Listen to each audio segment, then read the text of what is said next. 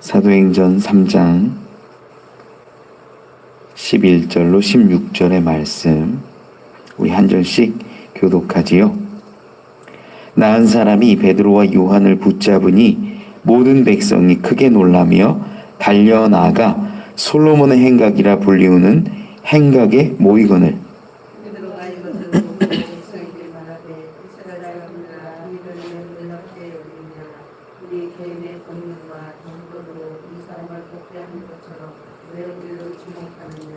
아브라함과 이삭과 야곱의 하나님 곧 우리 조상의 하나님이 그의 종 예수를 영화롭게 하셨느니라.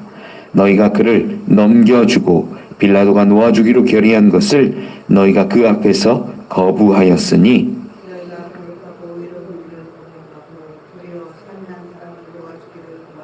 생명의 주를 죽였도다. 그러나 하나님이 죽은 자 가운데서 그를 살리셨으니 우리가 이 일의 증인이라.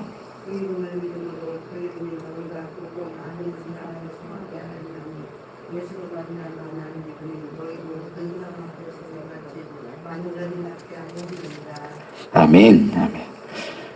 광고를 잠깐 먼저 드리면 오늘 원래 토요일 날 이렇게 기도 마치고 청소하는데요. 오늘 트리를 만드는 시간이 있어서 트리 만들고 그리고 나서 청소를 하려고 합니다. 자유하게 기도하시고 돌아가시면 좋을 것 같습니다. 우리가 날 때부터 안진뱅이였던 자의 고침을 우리 계속해서 보고 있습니다. 이가 일어서서 걷게 되고 찬양하게 된 이 모습을 통하여서 이것은 단순히 치료를 얻은 것이 아니라 그의 전인격적인 존재가 구원을 얻은 것으로 또 이 기사와 표적이 수많은 사람들에게 보여지고 증거됨으로 인하여서 복음이 흘러가는 그러한 과정에 있음을 우리는 확인했지요. 그가 구원 얻어서 하나님의 백성이 되고 자녀가 된 것이 어디에 있었는지도 우리가 지난 시간에 보았는데 전적인 하나님의 은혜. 예수 그리스도를 고백하지도 않았고 시인하지도 않았음에도 불구하고 일어난 하나님의 전적인 은혜였음을 우리는 말씀을 통해서 보았습니다. 그리고 그 주변 사람들이 모든 사람들이 심히 놀라고 또 놀랐다고 기록을 하는데 이 놀람으로 인하여서 많은 사람들의 마음에 심경의 변화가 일어났다고도 말씀드렸어요. 어떤 사람은 이 일을 보면서 이사야 그 예언이 메시아가 오면 사슴같이 뛰게 될 것이다, 노래할 것이다 이런 이야기가 떠올랐을 수도 있고 어떤 사람은 얼마 전에 베드로와 요한이 복음을 전하면서 예수 그리스도를 증거했던 것이 떠올랐을 수도 있고 그리고 한 50여일 전에 예수가 죽었다, 부활했다 이런 소문들이 막 그 가운데서 다시 한번 일어나면서 정말 예수가 메시아냐 이런 말들이 오갔을 수도 있다라는 거죠. 이 베드로와 요한을 통하여서 하나님의 나라를 이루시고 복음이 전파되는 일들이 이 안진뱅이를 시작하여 점점점 퍼져나가게 되는 역사였다라는 겁니다. 오늘 본문은 이러한 배경으로 수많은 사람들이 모였을 때 그들에게 담대하게 예수 그리스도를 증언하는 베드로와 요한이 나옵니다. 이 이야기를 좀 한번 살펴보면서 함께 은혜를 나누죠. 11절 말씀에 보니까 나은 사람이 베드로와 요한을 붙잡으니 모든 백성이 크게 놀라며 달려나가 솔로몬의 행각이라 불리우는 행각의 모이건을 기록합니다. 나은 사람이 붙잡았어요. 그러니까 한 번도 걷지 못한 그가 이제는 일어서서 걷게 되고 뛰게 되고 하나님을 찬송하는 그 상황 가운데 베드로와 요한을 붙잡았다라는 거예요. 근데 이 붙잡음이라는 건 다른 말로 우리가 이해해 보면 베드로와 요한은 그냥 지나갔다라는 거예요. 그것에 대해서 내가 공치사를 받아야겠다, 내가 잘했다, 인정받아야겠다, 칭찬받아야겠다라는 것이 아니에요. 그냥 보니까 간 것 같아요. 어디론가 가려고 했거나 떠나려고 그 자리를 이동하려고 한 것 같아요. 그러니까 이 나은 사람이 베드로와 요한을 붙잡는 거죠. 붙잡고 뭘 이야기했을까요? 아마 두 가지 정도 생각할 수 있을 것 같은데, 하나는 감사하다라는 이야기, 이런 얘기했을 것 같고, 하나는 아까 당신이 나에게 말한 나사렛 예수 그리스도가 누구냐, 그 이야기 했을 수도 있죠. 예수, 그 이름으로 뭔가 얘기했을 때 내 발에 나도 모르게 힘이 생겼고 발목에 힘을 얻어서 내가 일어날 수 있게 되었다. 이 상관관계를 묻고 싶었을 수도 있습니다. 어쨌든 이 나은 사람이 이 베드로와 요한을 붙잡은 거예요. 이 상황을 보고 수많은 사람들이 함께 솔로몬의 행각이라 불리는 행각에 모입니다. 이 성전이 이제 오른쪽 동편 문이 제일 많이 다니는 주 출입구예요. 이쪽 끝으로 가면 솔로몬의 행각이 있는데, 이 솔로몬의 행각은 예수님 시절에도 많이 언급되었던, 요한복음에서도 이야기했던 부분이지만, 많은 사람들이 모일 수 있는 지붕은 있는데 벽은 없는 그러한 곳이라고 보면 돼요. 여기에 모여서 집회를 할 때도 있었고 기도하는 사람들도 때로 있기는 했습니다. 이곳에 수많은 사람들이 모여 있는데 이제 베드로가 이야기를 시작합니다. 12절 말씀을 같이 한번 읽어볼까요? 시작.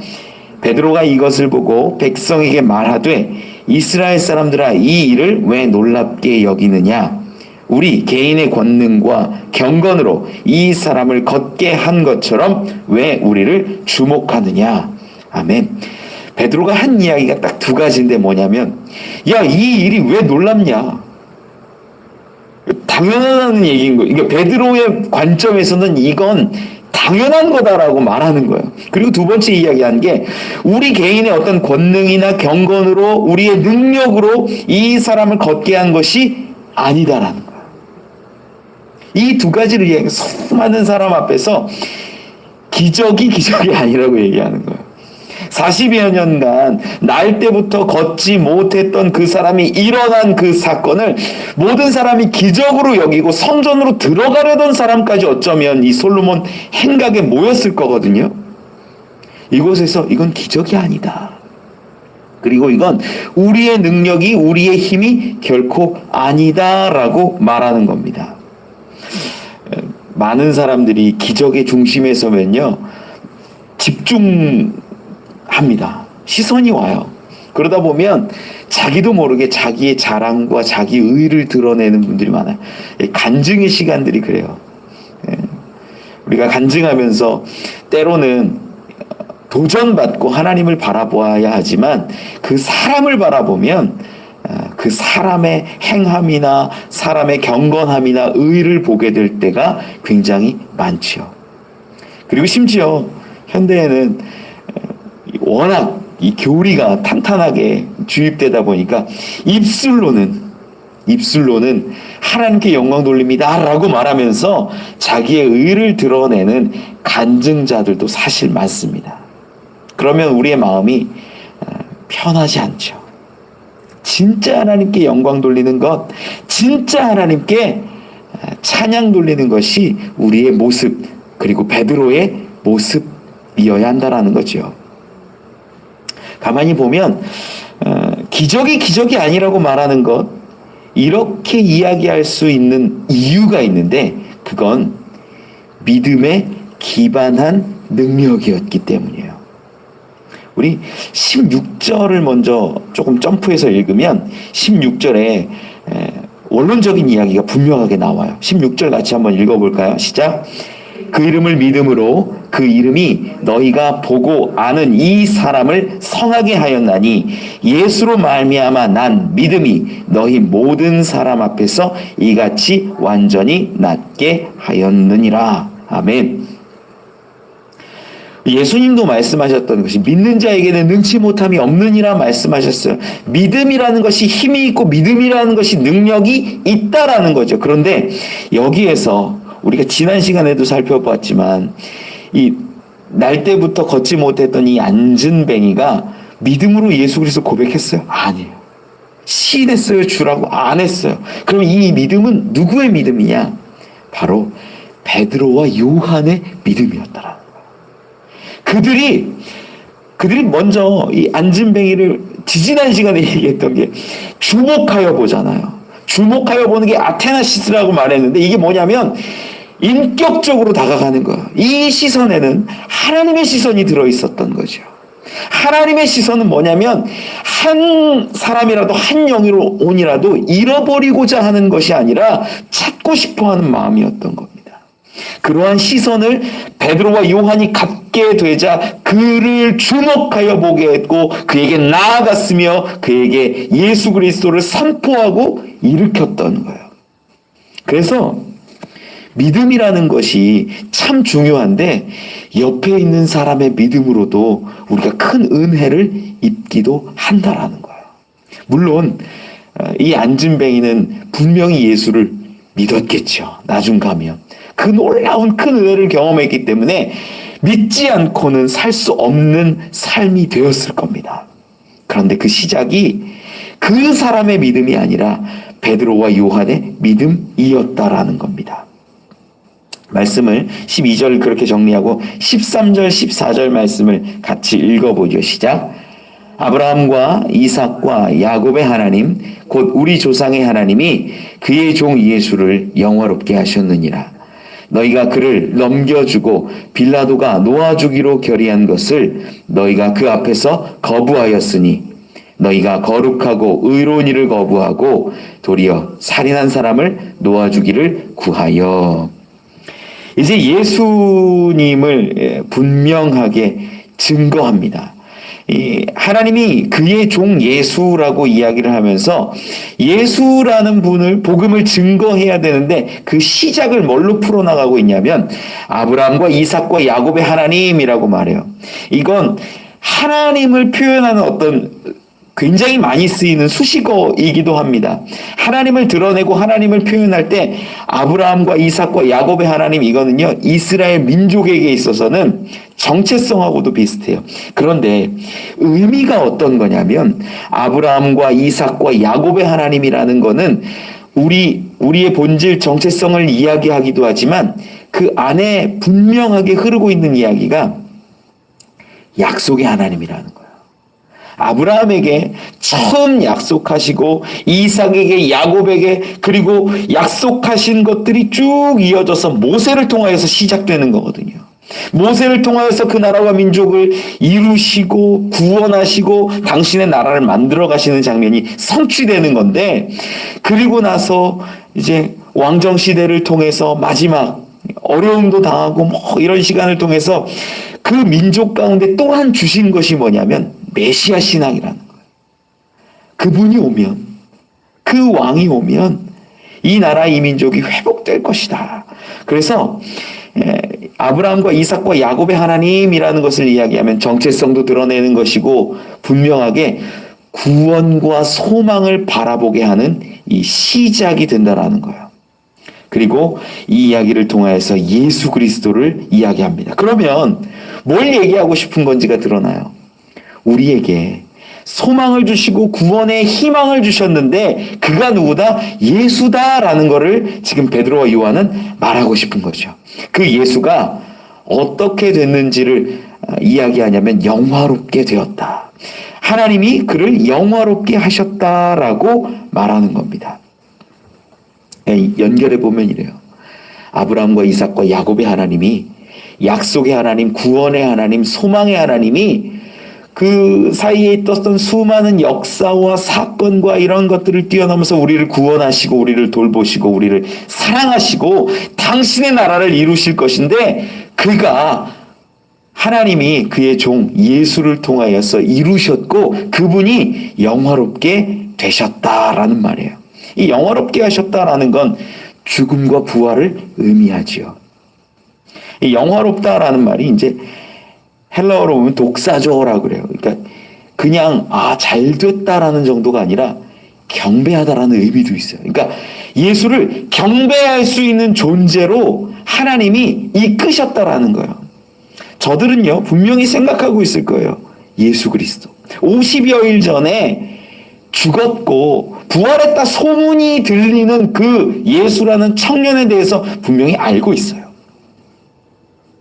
예수라는 이름이 나오고 그가 영화롭게 되었다라는 것을 들으면 부활이라는 단어가 떠올라요. 이것이 사실인지 아닌지를 떠나서 그들 가운데는 성전에 항상 오고 가는 그런 신실한 사람들에게는요, 예수의 소문이 분명히 들렸고 아는 상황에서 예수가 영화롭게 되었다라는 이야기를 딱 들으면, 아, 지금 이 베드로와 요한이 놀라운 기적 가운데 안진뱅이를 일으켰는데 그 근본이 힘이 예수를 이야기하는 거구나라고 생각하는 거죠.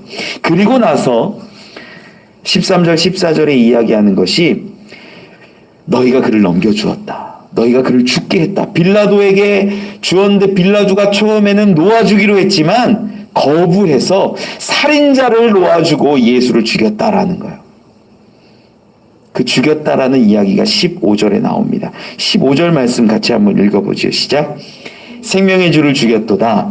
그러나 하나님이 죽은 자 가운데서 그를 살리셨으니 우리가 이 일의 증인이라. 이 말씀의 핵심인 거죠. 이 얘기를 하고 싶었던 거예요.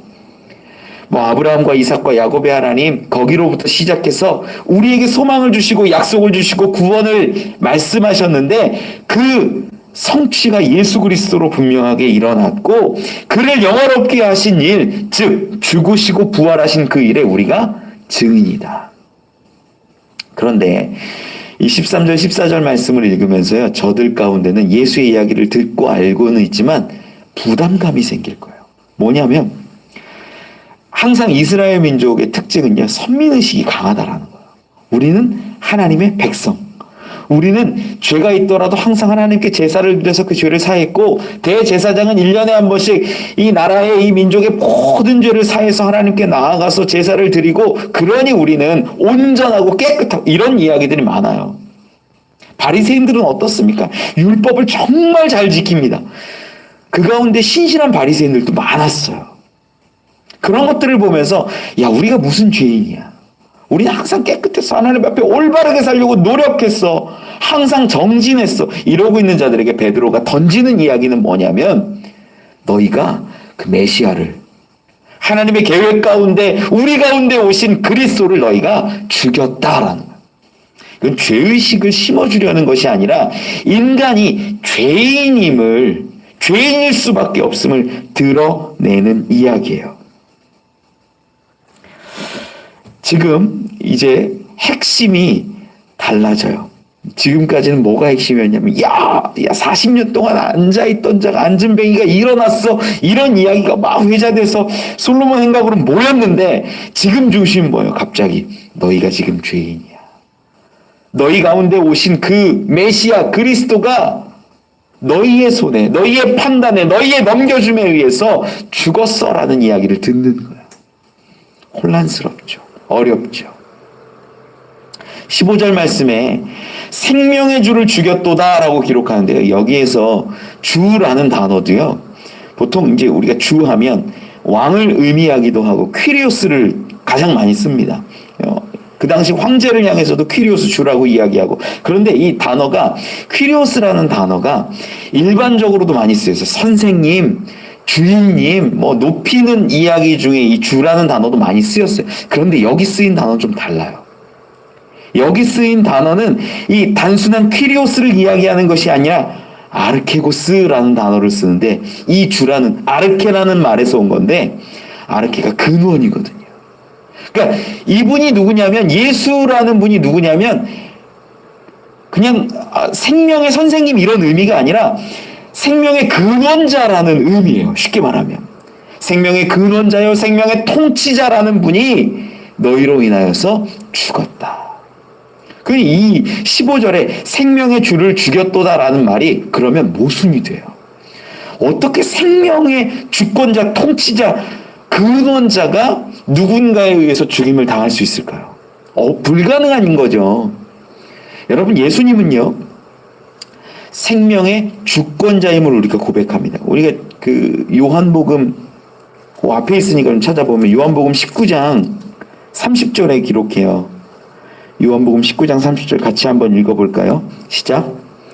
예수께서 신포도주를 받으신 후에 이르되 다 이루었다 하시고 머리를 숙이니 영혼이 떠나가시니라. 우리 요한복음 강의하면서도 이야기했던 건데, 보통은 영혼이 떠나가서 죽고 나서 머리가 숙여지는 거 힘이 없기 때문에 일반은 그래요. 그런데 성경의 기록의 순서는 머리를 숙이고 영혼이 떠나가셨어요. 제가 이 부분을 어떻게 얘기했냐면, 예수님이 당신의 죽음을 인정하시고 허락하셨다라는 것으로 말씀드렸어요. 그 생명의 주권이 저들이 죽여서 죽은 것이 아니라 예수님이 먼저 그것을 허락하시고 인정해 주셨기 때문에 죽음도 임했다라는 거죠.